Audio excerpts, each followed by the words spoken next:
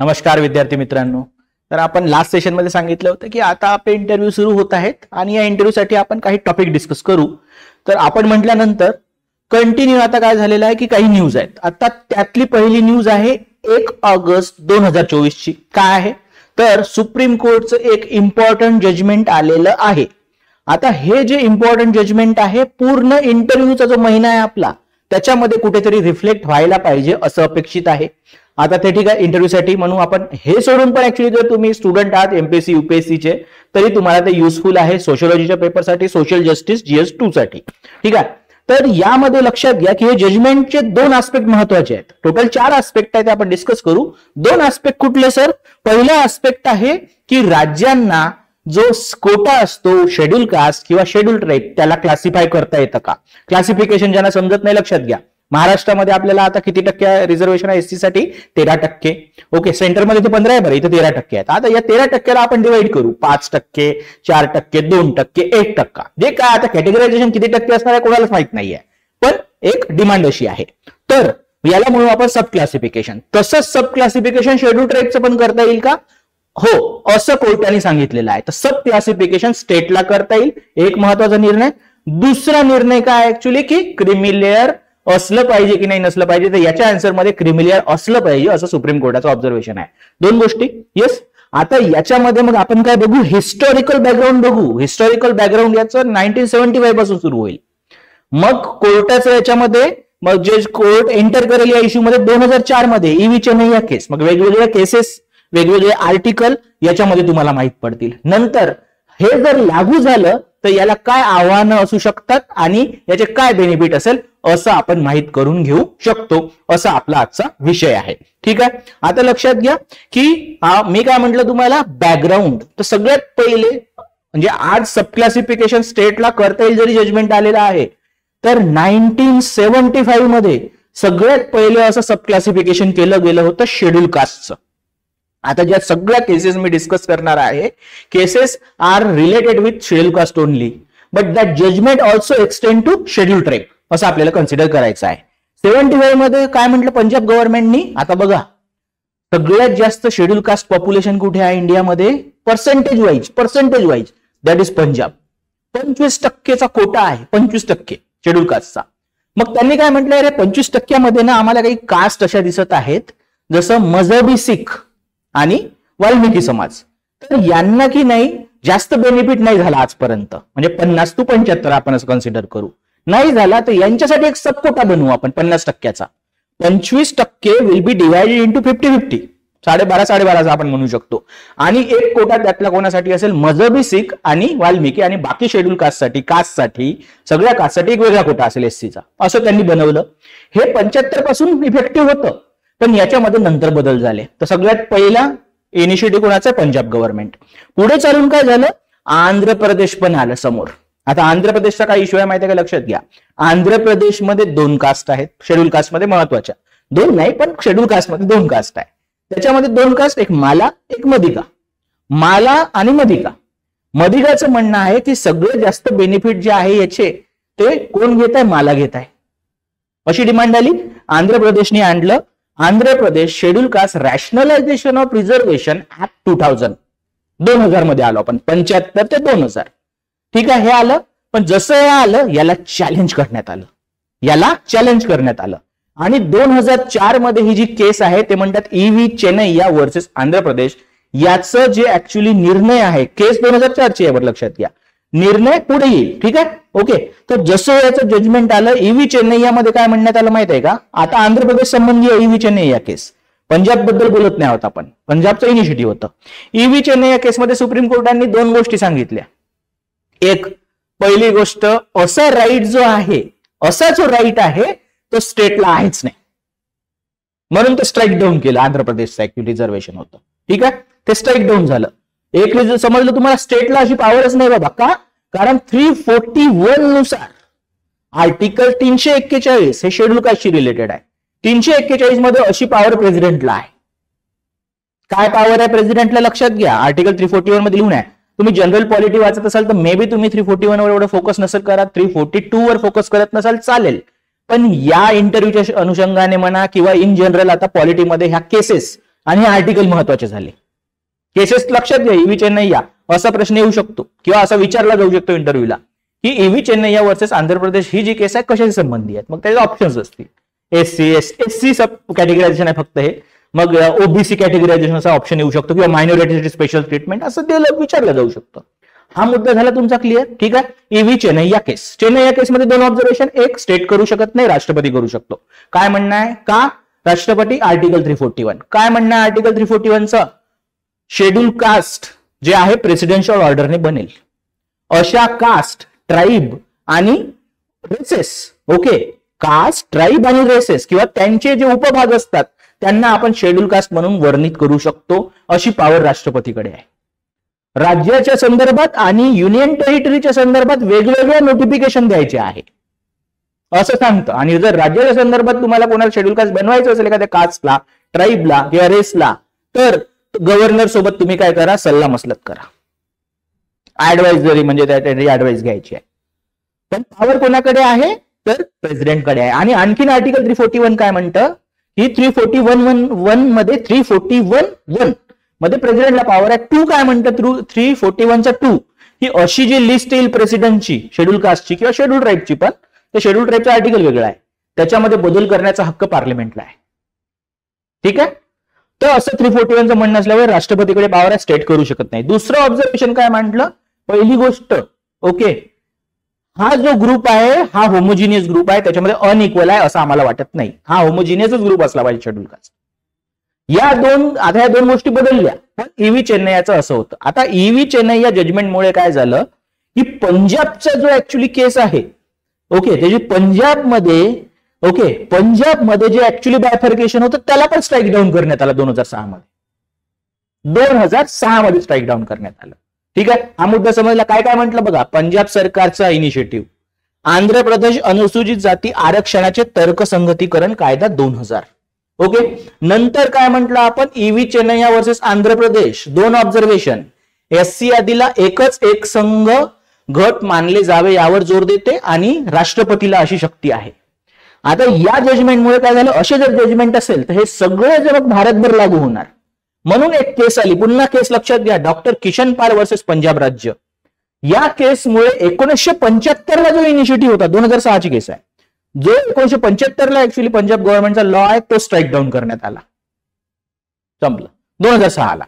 पण 2006 संपलं. आता तुम्हाला समजलं की आंध्र प्रदेश, ओके, ची केस ईव्ही चेन्नैया, किशन पाल जी आहे पंजाबची केस आहे. ठीक आहे. तर त्या हायकोर्टाने त्याला स्ट्राईक डाऊन केलं. नेक्स्ट काय झालं माहित आहे का मग? की आता 2006 ला ऍक्च्युअली काय करण्यात आलं की पंजाब सरकारने हा जजमेंट पुन्हा आणला. जजमेंट नाही, हा लॉ पुन्हा आणला. पंजाब सरकारने काय केलं? अनुसूचित जाती, मला प्रॉपर सांगतो मी इथे, अनुसूचित जाती आणि मागासवर्ग,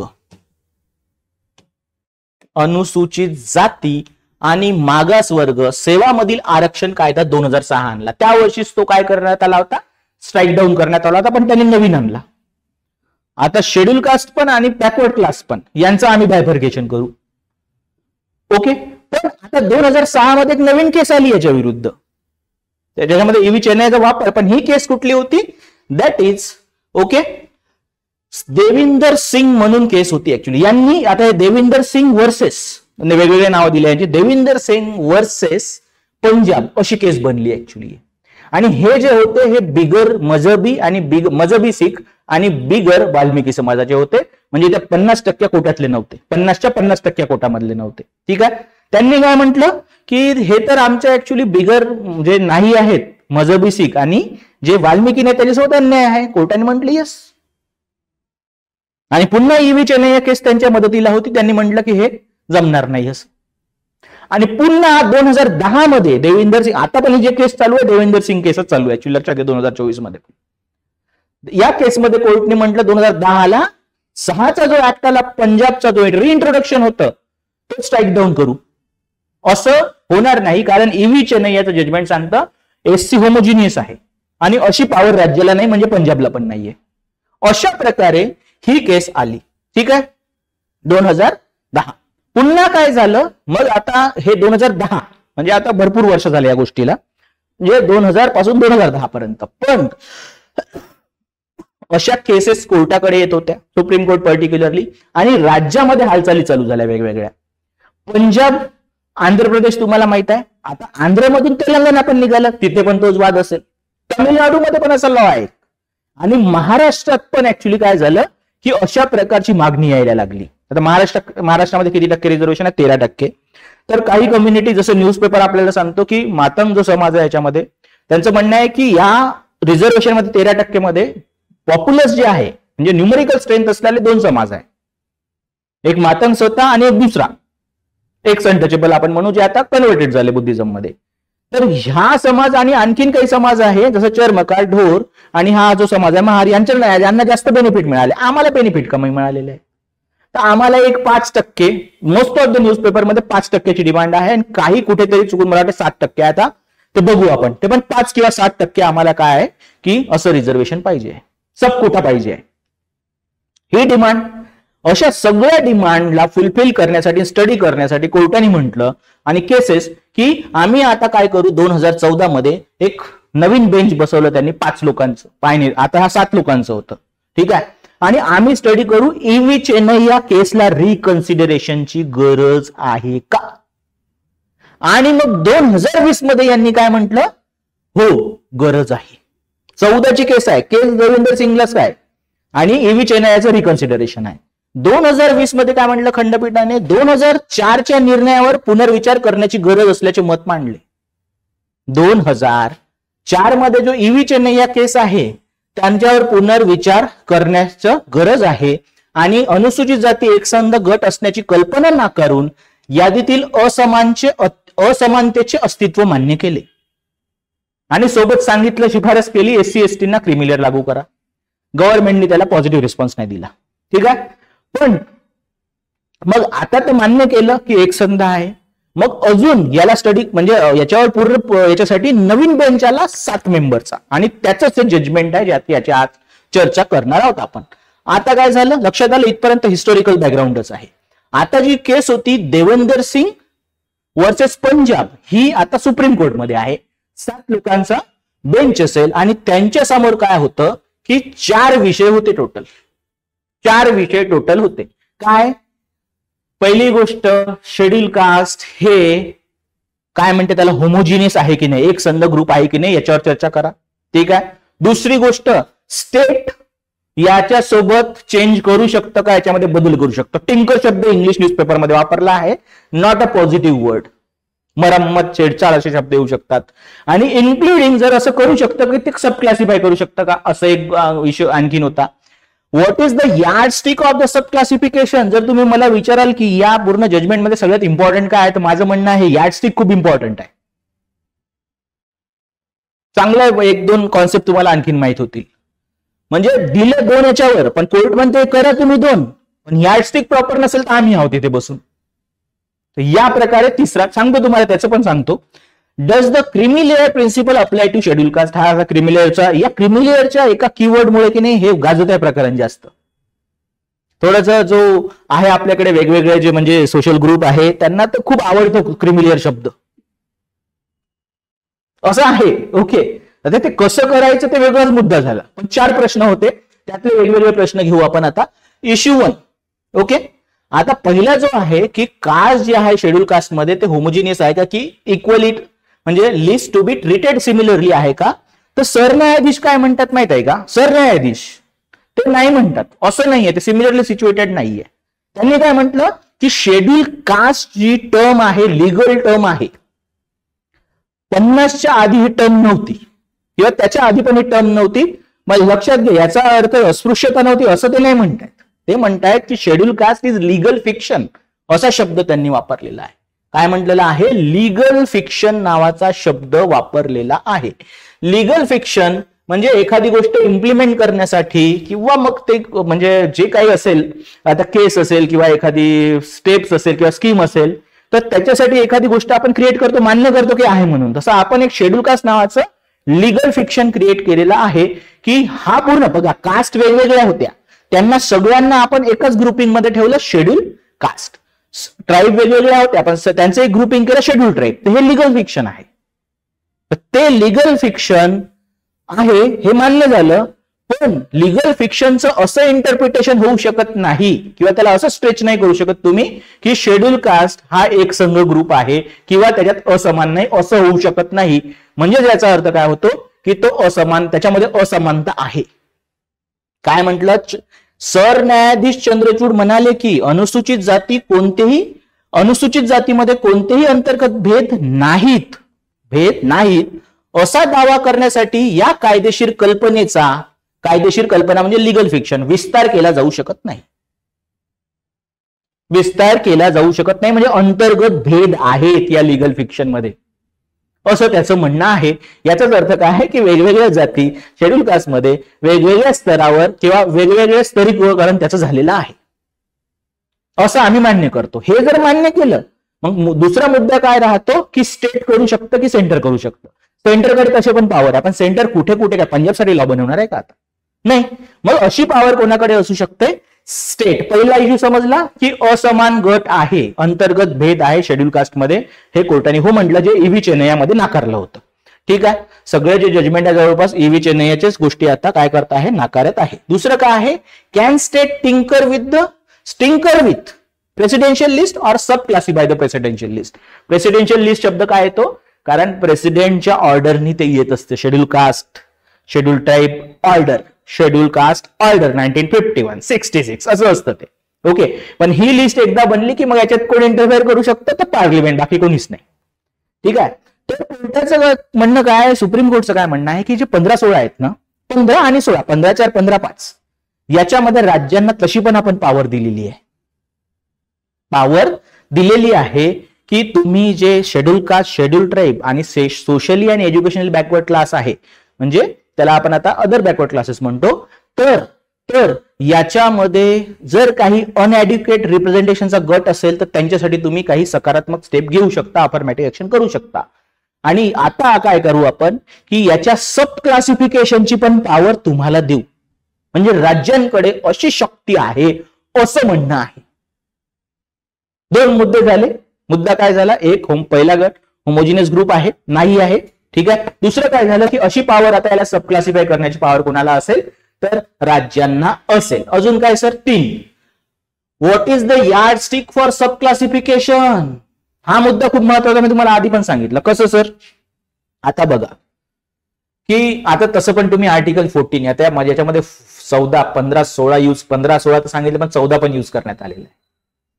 असं कुठलंही क्लासिफिकेशन जर तुम्ही केलं तर ते कसं असलं पाहिजे सर, ते वाजवी असलं पाहिजे. लॉजिकल असलं पाहिजे, तर्कसंगत असलं पाहिजे, नाही तर ते करता येणार नाही. कोर्टाने शब्द वापरला इंग्लिशमध्ये रेड लाईन. आता मी तुम्हाला सांगतो की याचं जर ट्रान्सलेशन तुम्हाला करायचं आहे तर तो लाल रेखा नाही होणार, ते होईल लक्ष्मण रेषा मराठीमध्ये. ठीक आहे. कोर्ट म्हणतं आम्ही सांगत आहोत करा, पण पॉलिटिकल टूल बनवू नका. कसं पॉलिटिकल टूल बनतं माहित आहे का? आता तसं तर महाराष्ट्रातल्या सगळ्या लोकांनाच माहित आहे की कुठल्या कुठल्या कम्युनिटीज आणि कुठल्या कुठल्या कॅटेगरीचे लिनिंग कुठे आहेत. पण आपण नाव न घेता समजा एक रुलिंग गव्हर्नमेंट असेल, त्या रुलिंग गव्हर्नमेंटची शेड्यूल कास्टमध्ये ज्या महाराष्ट्रात जसं 59 कास्ट आहे, समजा 15 कास्ट आहेत आपण म्हणू, तर 4 कास्ट आहे त्यांच्या वोट बँक आहे. त्यांची डिमांड असेल काय करा, आम्हाला एक सब कॅटेगरी द्या, देऊ ना. पॉलिटिकल टूल म्हणून यूज करणं झालं. पण कोर्ट म्हणतं नाही, इम्पेरिकल एव्हिडन्सेस सांगा आम्हाला, याची डेटा द्या आणि तुमचं सोशल जस्टिसचं एम कम्प्लीट होऊ शकतं हे दाखवून द्या. हे जर नसेल होत आम्ही याला स्ट्राईक डाऊन करून टाकू. चांगले शब्द वापरले जस्टिस चंद्रचूड यांचे शब्द ऍक्च्युअली. ठीक आहे.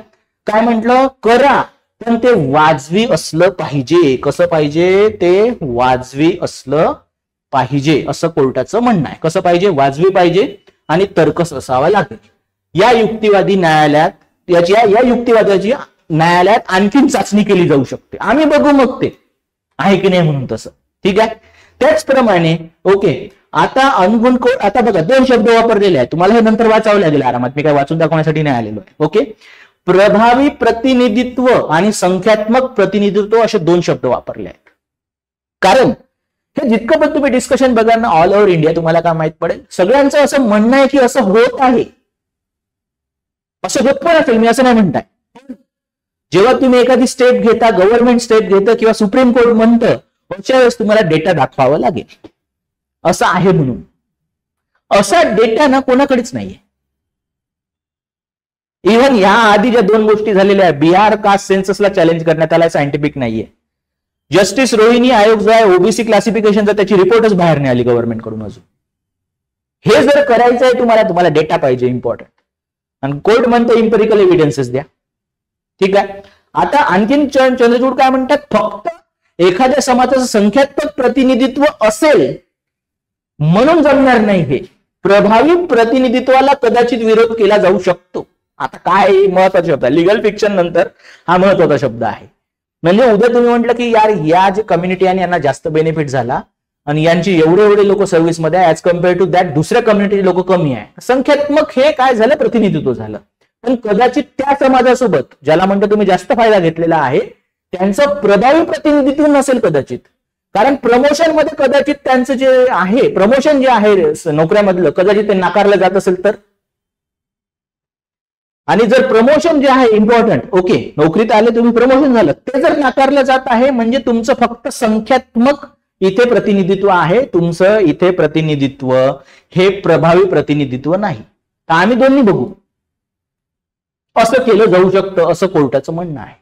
आणि मग आणखीन ज्या गोष्टी आहेत की जर तुम्ही करत आहे, राज्यांनी हे सिद्ध केले पाहिजे की अनुसूचित जातींच्या मोठ्या गटातून तयार केलेला गट किंवा जात, एक जातीला आपण SC2 नाव देऊ किंवा 2-4 जात म्हणून SC3 म्हणू, हे जर केलं आहे ते वंचित आहे आणि त्यांचे अपुरे प्रतिनिधित्व आहे. आणि हे परिमाणात्मक आकडेवारी वर आधारित असले पाहिजे. कसा डेटा, आकडेवारी पाहिजे तुम्हाला. ती आकडेवारी फक्त संख्यात्मक नाही तर ती इफेक्टिव्ह पण असली पाहिजे. नाही झालं हे तर मग सुप्रीम कोर्ट याला स्ट्राईक डाऊन करेल आणि होण्याची शक्यता खूप जास्त आहे. याला पॉलिटिकल टूल म्हणून यूज करण्यावर खूप भर देण्यात आहे, लक्षात ठेवतो. पॉलिटिकल टूल म्हणून यूज करण्यावर खूप जास्त भर देण्यात आहे. आला मुद्दा लक्षात. असे 3 मुद्दे झाले. यार्ड स्टिक सांगितलेली आहे की याला पॉलिटिकल टूल म्हणून यूज करू नका, सोशल जस्टिस डिपेंड झालं पाहिजे यासाठी यूज कर. त्याच्यामध्ये मग ते इफेक्टिव्ह न्यूमेरिकल रिप्रेझेंटेशन ते वाजवी असलं पाहिजे आणि इम्पेरिकल डेटा किंवा एव्हिडन्सेस असले पाहिजे. हा मुद्दा लक्षात राहील तुमचा. आणि चौथा मुद्दा काय होता, क्रिमिलियर. तसं या पूर्ण EV चेन्नैया, सिंग या कुठेच केसमध्ये क्रिमिलियर नाहीये. कोर्टाने ते 2020च्या ऑब्झर्वेशन मध्ये ऍड केलं आणि 24 मध्ये ते आलं. तर याच्यामध्ये जस्टिस गवई आहे, त्यांनी पहिले म्हणजे त्याच्यामध्ये जे ओव्हरऑल जजमेंट वेगवेगळेपणे असू शकतात, त्याच्यामध्ये त्यांचे ओपिनियन, यांनी पहिले सांगितलं क्रिमिलियर असलं पाहिजे. कारण एखाद्या गटाला म्हणजे एकाच कम्युनिटी मधल्या किंवा कॅटेगरी मधल्या काही लोकांना हा फायदा जास्त मिळू शकतो, ते त्याला मोनोपोलाइज करू शकतात. तर अशा वेळेस क्रिमिलियर जर असेल तर तो गट निघून जाईल आणि बाकी लोकांना फायदा मिळेल. आणि त्यांनी जजमेंट दिल्यानंतर बाकी जे आहेत महत्वाचे काही जजेस त्यांनी कॉन्फरन्स दिला, म्हणजे त्याला सहमती दर्शवली.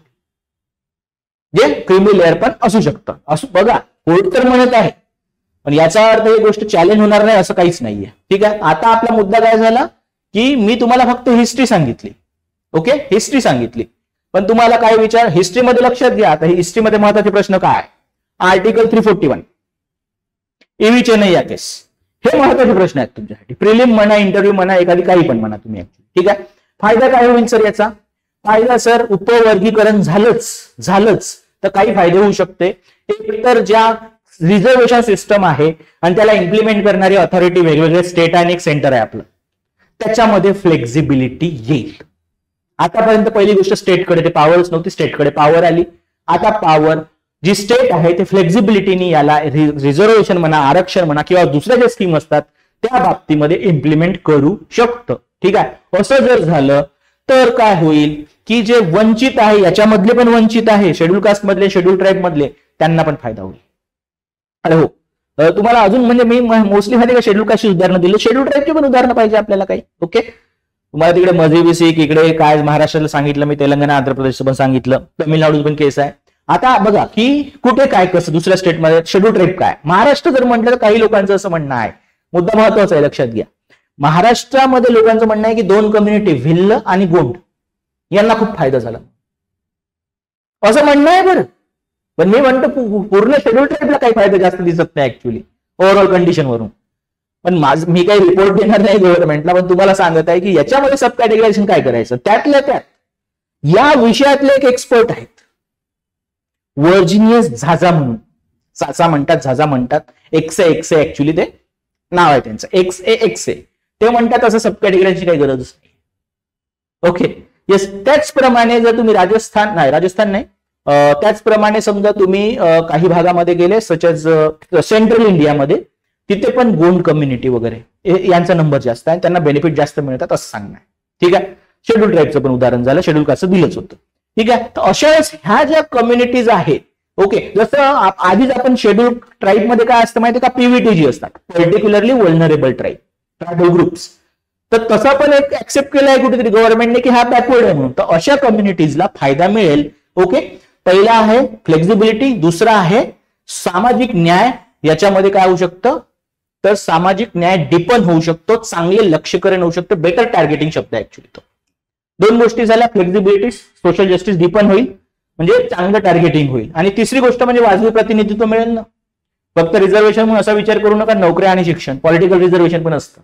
आता मग काही एससी कॅटेगरीजला, काही दुसऱ्या एससी कॅटेगरीला वेगवेगळ्या कॅटेगरी त्यांच्या बनतील आणि त्यांचं पॉलिटिकल रिप्रेझेंटेशन वाढेल. पॉलिटिकल रिप्रेझेंटेशन म्हणजे अजून ऍक्च्युली त्यांचं से वाढतं गव्हर्नमेंटमध्ये, असं आपण एक्सपेक्ट करतो. होत नाही की नाही ते वेगळी गोष्ट आहे, पण असं एक्सपेक्ट करतो. असे बेनिफिट होऊ शकतात. ठीक आहे, बेनिफिट होऊ शकतात सर, पण चॅलेंजेस आहे का सर? चॅलेंजेस जास्त आहेत. चॅलेंजेस जे आहेत ते जास्त आहेत. कसं? पहिलं पॉलिटिकल चॅलेंज आहे. कसं? पहिली गोष्ट, याला विरोध करण्यात येत आहे. ठीक आहे, पण विरोध थोडासा मी बाजूते तर होणारच आहे.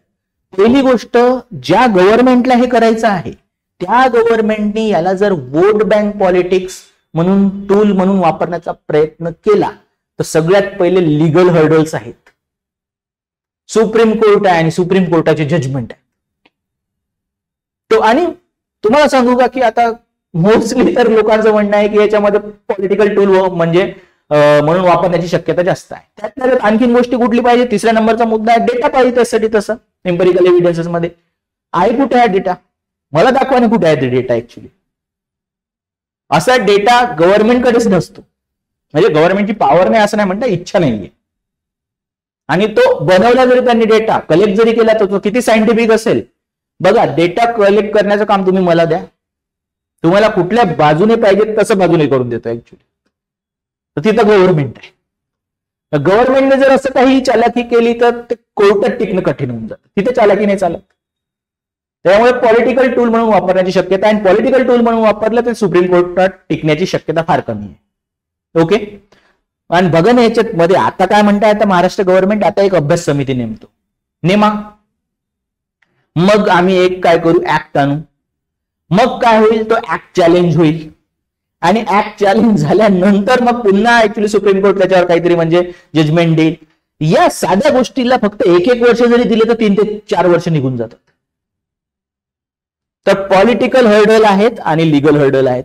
आणि याला विरोध पण खूप जास्त लोक करतायत. जसं एक व्यक्ती आहे, एमपी आहे. मी असं नाही म्हणते की ही व्यक्ती सुप्रीम कोर्टपेक्षा मोठी आहे म्हणून किंवा खूपच टॅलेंटेड आहे, यांना खूपच समजतं, चिराग पासवान. पण एमपी तर आहेत. एमपी असणं पण कमी नाही बरं भारतामध्ये. ठीक आहे, आणि बाकी पण काही यांचं म्हणणं आहे या जजमेंटला चॅलेंज करू कोर्टामध्ये. आणि असे मग आता महाराष्ट्रातून, पंजाबमधून, आंध्र प्रदेशमधून लोक समोर येतील. त्यांनी म्हटलंय, काही लोकांनी म्हटलंय एससी एसटी हे 2 होमोजिनियस ग्रुप आहे. आमच्या युनिटीवर जे आहे तर हा जे आहे हा ऍक्च्युली हल्ला आहे आणि हा आम्हाला डिवाइड करण्याचा प्रयत्न आहे. आता ते किती युनिटी आहे मला पण माहित नाही, तुम्हाला पण माहित नाही, पण लोकांचं असं म्हणणं आहे. आयडिया काही होतो, लोक लढायला तयार आहे त्यासाठी. म्हणजे पॉलिटिकल हर्डल्स आहेत, पॉलिटिकल चॅलेंज आहे आणि लिगल हर्डल पण. त्या लिगल हर्डल मध्ये महत्वाचा हर्डल आहे माहितीचा अभाव. ठीक आहे, माहितीचा अभाव. कारण काय म्हटलं, इम्पेरिकल एव्हिडन्सेस द्या, न्यूमरिकल, इफेक्टिव्ह, ह्या सगळ्या गोष्टी आल्या त्याच्यामध्ये. ठीक आहे, आता असा मी तुम्हाला सांगितलं की असे डेटा अवेलेबल नाहीयेत, करावं लागेल. कास्ट सेन्ससचा इश्यू बनतो इथे. ठीक आहे, नंतर त्याच्यामध्ये तसं बघितलं तर आणखीन चॅलेंज आहे national commission for schedule caste schedule tribe यांचं. म्हणजे हे बघा, ह्या बॉडी छोट्या नाहीये, कॉन्स्टिट्युशनल बॉडी आहे. आता तुम्ही म्हणाल की सर हे एवढं चॅलेंजिंग असू शकतं का? हो, असू शकतं. कारण यांचं म्हणणं आहे की आम्ही आहोत कस्टडियन SC ST राईटचे, आणि यांनी जोपर्यंत सकारात्मक नाही दर्शवलं ते म्हणजे त्यांचं हे नाही दिलं संमती, तर थोडं कठीण होतं या सगळ्या गोष्टी. ते चॅलेंज करतील. हे काय करतील, याला जे चॅलेंज करतायत पॉलिटिकल चॅलेंजिंग करणारे लोक आहे पॉलिटिकली, त्यांच्यासोबत असू शकतात. लोकांपर्यंत मेसेज जाऊ शकतो. आता बघा आणखीन एक सांगतो मी तुम्हाला, भलेही कॉन्स्टिट्यूशन म्हणताय राष्ट्रपती पार्लिमेंट 341 342, पण ही फक्त राष्ट्रपती लिस्ट बनवतं का हो एकटा बसून? नाही ना.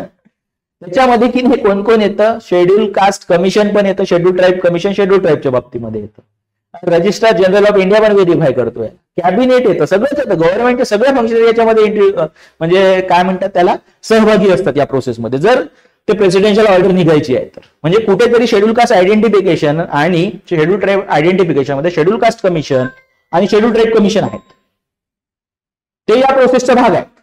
ते एक्स्ट्रा कॉन्स्टिट्युशनल आहे असलं तरी.